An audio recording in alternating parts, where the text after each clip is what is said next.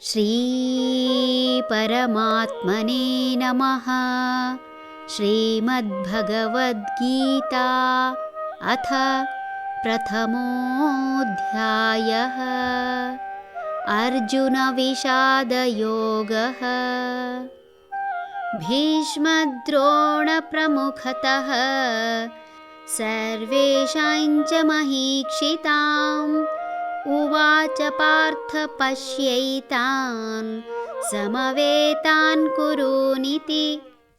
ಭೀಷ್ಮ ಮತ್ತು ದ್ರೋಣರ ಮುಂದೆ ಹಾಗೂ ಇತರ ರಾಜರು ಕಾಣುವಂತೆ ಈ ಅಮೋಘವಾದ ರಥವನ್ನು ನಿಲ್ಲಿಸಿ, ಅರ್ಜುನ, ಇಲ್ಲಿ ನೆರೆದಿರುವ ಕೌರವರನ್ನು ನೋಡು ಎಂದನು. ಯುದ್ಧ ಭೂಮಿ ಆಗಲೇ ರಂಗೇರಿದೆ.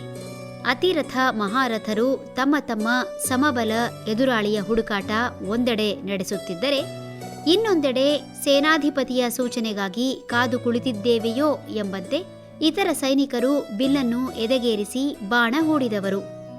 ಮತ್ತೊಂದೆಡೆ ಈಟಿ, ಭರ್ಚಿ, ಗದೆ, ಕತ್ತಿ ಕೈಯಲ್ಲಿ ಹಿಡಿದು ವೀರಾವೇಶದಿಂದ ಕುದಿಯುತ್ತಿರುವ ದೇಹವನ್ನೇ ಮರೆತು ತಮ್ಮ ಸೇನಾಧಿಪತಿಯತ್ತ ತಮ್ಮ ದೃಷ್ಟಿ ನೆಟ್ಟಿದ್ದಾರೆ.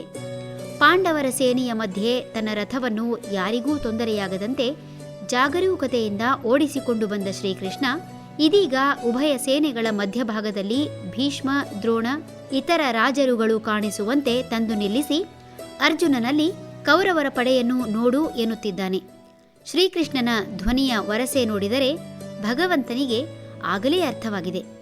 ಯಾವ ರೀತಿ ಕಪ್ಪು ಮೋಡ ಸೂರ್ಯನನ್ನು ಮುಚ್ಚಿರದಿದ್ದರೂ ಅನತಿ ದೂರದಲ್ಲಿ ಇರುವಾಗಲೇ ಅದರ ಛಾಯೆಯಿಂದ ಭೂಮಿಗೆ ಬೆಳಕು ಕಡಿಮೆಯಾಗುವಂತೆ ಪಾರ್ಥನ ಅಂತರಂಗದ ಅಳಲು ಭಗವಂತನಿಗೆ ಅರ್ಥವಾಗದೇ ಇಲ್ಲ.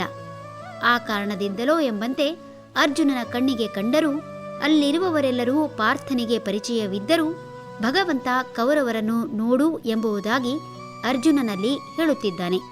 ಹರಿ ಓಂ.